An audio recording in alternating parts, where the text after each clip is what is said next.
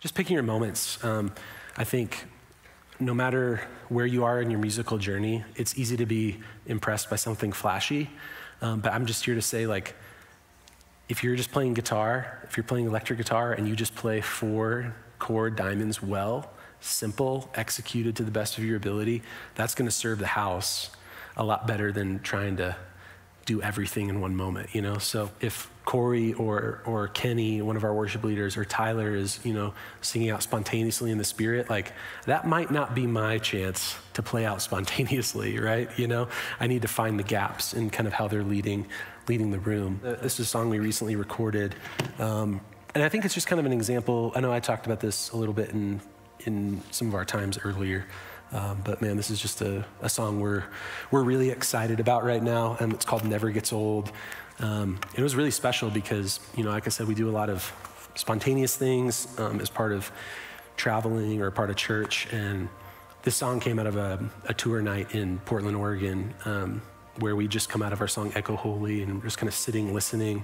Corey started thinking and like singing about, you know, how the angels in heaven never get tired of singing God's praise. And we kind of went into this spontaneous thing, really evolved over a few months into this song that we just recorded. So that's kind of the heart of it. Talked a lot today too about crafting guitar parts, approaching a new song as a guitar player. Obviously, you know, there's some very unique things about this melody. It's super catchy. So when I think about crafting a guitar part or doing the things I was talking about, like, you know, supporting the vocalist, supporting the melody of the song, kind of want to use this as an example. Here's kind of the chorus, just so you can hear it. This isn't going to blow anybody away.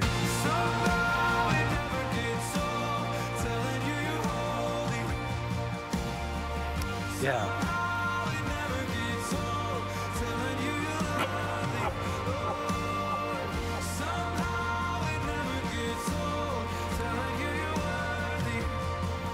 And so I'm approaching this as a musician. I'm saying, what's the hook? Like, what is the kind of the catchy thing? What's the memorable part of this chorus? Like, it never gets old, right?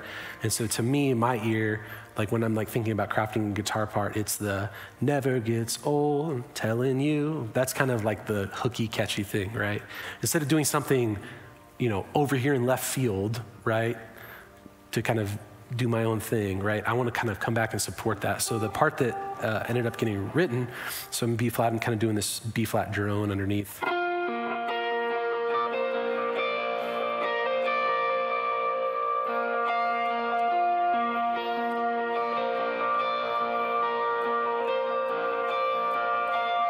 And you can kind of see, I'll mute this guitar here and I'll play along with the track, but you can really see how it supports kind of the hook, the vocal hook of this section, right? Here we go.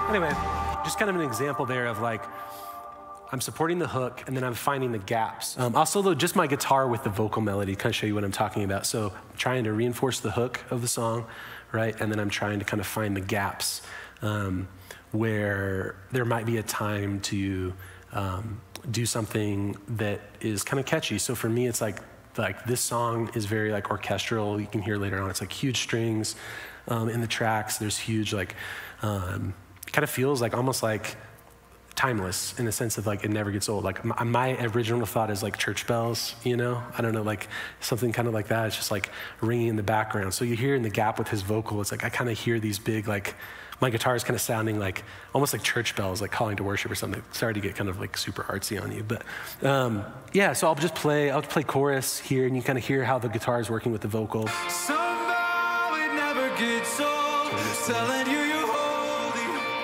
Bum, bum.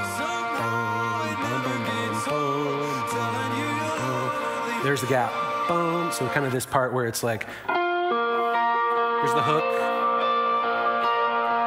here's the gap, right? So I'm kind of doing this like ascending thing that just kind of keeps building almost the anticipation as he's, you know, kind of taking that vocal rest, if you want to think about it that way, into the next phrase. So whatever I do when I'm trying to support kind of really the vocal hook and the vocal melody. So pick your moments. simple, well executed.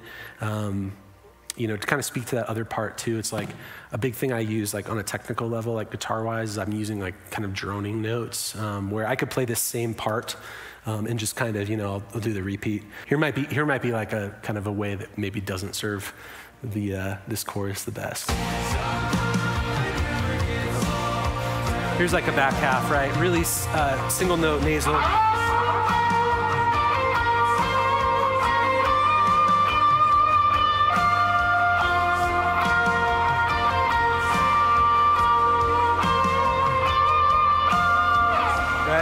I'm kind of just doing this like single note kind of wailing thing. Maybe that's like cool later in the song when we're crushing instrumentally, but we're on chorus 2 right now. We gotta kind of save something for where we're going in the future.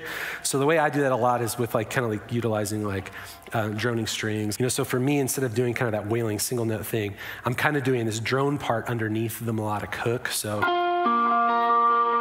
kind of keeping this thing going the entire time, right? While capturing the actual like hook that I'm playing on top. So the thought there is like, you know, if I'm in like kind of like a one guitar context, like doing stuff like this can kind of really like kind of bridge the gap between like a rhythm guitar and a lead guitar in the sense of kind of doing like a hybrid rhythm. I kind of have some movement underneath the hook, you know, so playing, maybe we're on like a little bit of a bigger tone, you know. Just keeping that B flat moving underneath everything.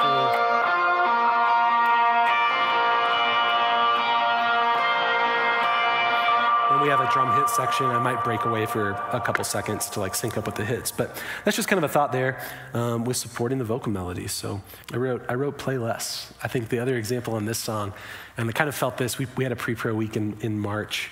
And the really unique thing about this song was the very first time we heard it and kind of were working things out as a band in the studio, kind of creating pre-production tracks and versions so we could go back and reference for the live recording. I just kind of had this like sense in my heart that I was like, you don't really need to play, I'll kind of play the top of the song here so you guys can kind of hear just generally what's being created. Intro, 2, 3, I'll mute 4. this. So kind of a busier piano line. I just had this sense in my heart that I was like, you don't need to play over the first half of the song. And I know that's kind of, you know, not really like any like huge piece of advice or anything technical, but I do think like finding the moments in a song like this where there's a lot of like beautiful layers and a busy piano part that's being created, you know, it's like, man, I'm gonna resist every temptation to kind of like over-create over the top of this song, especially for our recording purposes. And I don't come into the song until verse 2. Really no guitars do. So I just really felt the sense from God. I was like, you just don't play until verse 2. So I come in on verse 2 with kind of this like descending string line, just doubling that. So don't be afraid to not play, you know. And if someone asks you to, that happens a lot in our context too, where like a worship leader might say, hey, it's feeling too empty. You know, you're not playing. Can you help create a little bit more too? So I'm also open to those kind of ideas. But yeah, there's always a few songs where it's like, man, I don't need to play on the top half of this. So.